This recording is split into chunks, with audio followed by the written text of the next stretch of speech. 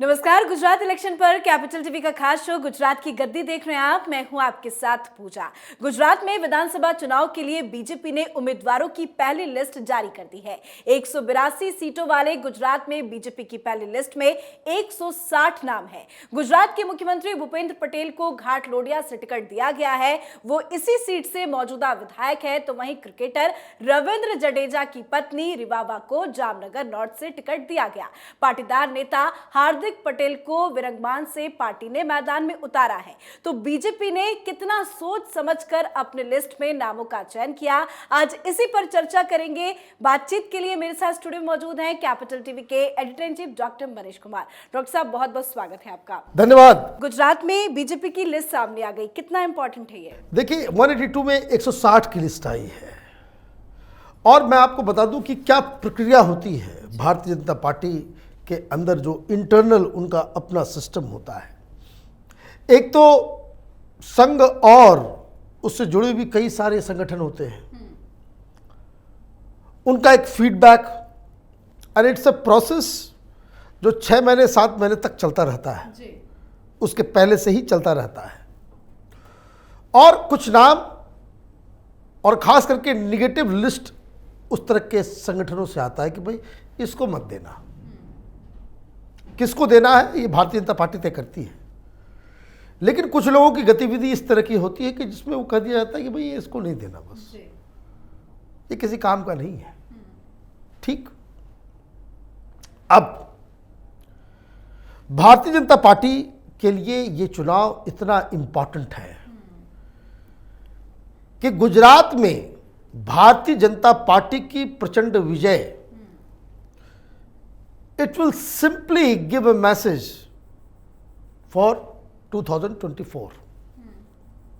गुजरात में आप जीते तो ये समझिए 2024 में जो लोकसभा चुनाव होगा वो भारतीय जनता पार्टी के लिए सारे रास्ते खोल देगा। अगर आप गुजरात हारे, विपक्ष जो है आपके सिर के ऊपर बैठ के भारतीय जनता पार्टी को जो कह सकते हैं परेशान कर देगी। बाकी का दिल्ली हो गया, हिमाचल है, पंजाब है, उसका कोई मायने मतलब नहीं है। रीजन ये है कि ये गढ़ है भारतीय जनता पार्टी का, प्रधानमंत्री मोदी का और अमित शाह का। तो जैसे एक एग्जाम्पल मैं दे दूं कि अगर दिल्ली में केजरीवाल हार जाता है, खेल खत्म, खेल खत्म। ममता बनर्जी बंगाल में हार जाती है, खेल खत्म। जैसे देखिए कहाँ है भाई अखिलेश यादव, कोई पूछ रहा है क्यों? आप अपने गढ़, अपने ग्राउंड में ही, होम टर्फ के ऊपर अगर आप हार गए, टाटा बाय बाय। तो उसके लिए बड़ा इंपॉर्टेंट था। सर्वे किया जाता है। भारतीय जनता पार्टी ये 10 आदमी बैठ करके तय नहीं करते कि भाई इसको दे दो टिकट, इसको दे दो, ये अपना, ये जातिवाद, ये वो। हर कंस्टिट्यूएंसी का बकायदा सर्वे करके तैयार किया जाता है कि these could be probable candidates. और जहां सरकार होती है वहां विधायकों के काम काज को थोड़ा ज्यादा ही तो इसको कह सकते हैं कि टफ नजरिए से उसका आकलन होता है। तो एक बात समझ लीजिए कि जो असेंबली इलेक्शंस होते हैं उसमें 40 to 50% votes local issues, local मुद्दे और लोकल उम्मीदवार के ऊपर होता है। तो होता यह है कि अगर आपने सब कुछ ठीक किया लेकिन आपके उम्मीदवार के प्रति एंटी इनकम्बेंसी है, उसका बिहेवियर खराब हो सकता है, उसका वो इलाके में नहीं रहा, या फिर उसने बहुत पैसे कमा लिए, शो ऑफ करने लग गया, या फिर कुछ इस तरह की घटनाएं घट गई जिससे उसकी अनपॉपुलरिटी हो गई। मतलब एक अनपॉपुलर विधायक वो एक पॉपुलर सरकार में भी हार जाएगा, क्योंकि 40 से 50% लोग उम्मीदवार को वोट करते हैं असेंबली इलेक्शन में। अब तो एंटी इनकम्बेंसी जिसको कहते हैं कि भाई सरकार के प्रति, उम्मीदवार के प्रति ये जो नाराजगी है, तो नाराजगी को कैसे कम किया जाए, यहीं पे भारतीय जनता पार्टी जिसको कहते हैं बहुत ही स्मार्टली प्ले करती है। अभी पिछली बार कितनी सीटें आई थी? 99। 160 की लिस्ट आई है और उसमें ऑलरेडी 38 लोगों का पत्ता कट गया। 38 लोग tata bye bye, thank you, आपका कार्यकाल पूरा हो गया। उसमें कुछ ऐसे भी हैं जिन्होंने कहा कि हम नहीं चुनाव लड़ना चाहते, बड़े बड़े जो पुराने लीडर्स हैं। और भारतीय जनता पार्टी उस मोड में जा रही है कि जो राजनीतिक जीवन में भी रिटायरमेंट एज फिक्स कर रही है कि 75 हो गए, एक्टिव पॉलिटिक्स से बाहर जाइए, राज्यपाल बनिए, राष्ट्रपति बनिए, जो बनना है इधर उधर कीजिए, लेकिन नए जनरेशन को, यंग ब्लड को आप आगे आने दीजिए। और इसीलिए भारतीय जनता पार्टी में हर स्टेट में आपको युवा ब्रिगेड मिलेगा। तो बहुत सारे एज फैक्टर को लेते हुए बाहर कर दिया गया।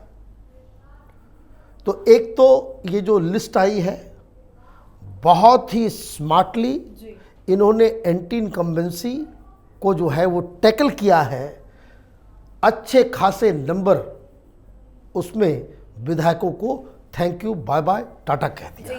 2017 चुनाव की बात करें तो कांग्रेस से लड़े 7 उम्मीदवारों को भी टिकट दिया गया है, वो सीट भी आ जाएगी पास। देखिए अब एक्सोडस हो रहा है, एक्सोडस हो रहा है भाई। जो वैचारिक रूप से कमिटेड व्यक्ति नहीं है वो तो उस पार्टी में शामिल होगा जहां उसे ये उम्मीद होगी कि वो चुनाव जीत सकता है, उसका राजनीतिक फ्यूचर बेहतर हो सकता है। आपने अपनी इंट्रोडक्शन में नाम दिया हार्दिक पटेल का। हार्दिक पटेल कौन है भाई? राहुल गांधी ने ये लेफ्ट लिबरल कबाल बैंड बाजे के साथ हार्दिक पटेल को जो है कांग्रेस में शामिल किया गया था। कन्हैया कुमार, हार्दिक पटेल और कई सारे लोग, ये मीडिया क्रिएटेड लोग। तो उसमें जो सब्सटेंस वाला व्यक्ति था वो हार्दिक पटेल था, उसको भी टिकट दिया गया। वो बीजेपी में क्यों आ गया? क्योंकि उसको समझ में आ गया कि भाई कांग्रेस में रह करके कोई फ्यूचर नहीं है, इसलिए वो आ गया भारतीय जनता पार्टी में। अब वो चुनाव लड़ेगा, एमएलए बनेगा, मंत्री बनेगा, तो वो अपना फ्यूचर वो उस तरीके से देखता है।